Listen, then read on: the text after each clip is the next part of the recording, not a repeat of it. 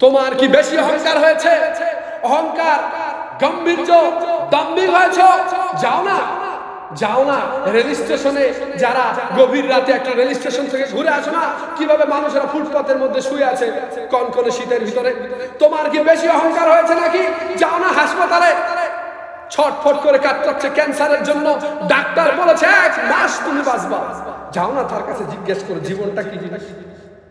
যাও না তার কাছে, যার কিডনি নষ্ট হয়ে গেছে, প্রতিদিন ডায়ালিসিস করা লাগছে, বাঁচার জন্য কত চেষ্টা করছে, একবার যাও না তার কাছে।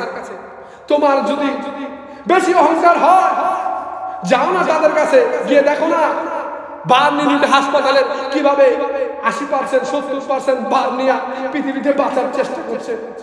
তোমার যদি বেশি অহংকার হয়, তুমি রবের শুকরিয়া করো না কেন? তুমি রবের শুকরিয়া করো না কেন? তুমি তাকাও না তার দিকে যার এখন হাত দেয়নি, তোমার তো হাত দিয়েছে আল্লাহ। তুমি তাকাও না তার দিকে যে ল্যাংড়া, যার পা নাই, তার দিকে তাকাও।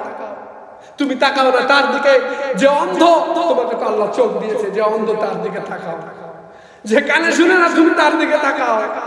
তাহলে তুমি হেদায়েত পাবা, তাহলে তুমি জীবন কি জিনিস বুঝতে পারবা।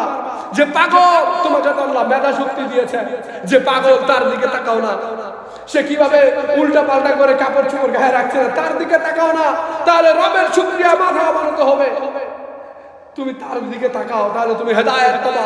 রব্বে কারীমের জন্য আফসোস করে সূরা ইনফিতরে বলছেন, ইয়া আইয়ুহাল ইনসান মা গাররাকা বিরব্বিকাল কারীম।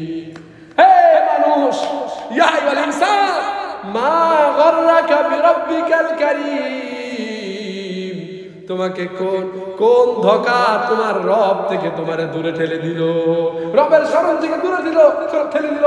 আল্লাযী খালাকাকা সাওয়াকা ফাআদালাক, যিনি তোমাকে এত সুন্দর করে হাত, নাক, চোখ, কান দিয়ে সুস্থ করে বানাইছে, সে রবকে তুমি বেমালুম কি করে ভুলে গেছো?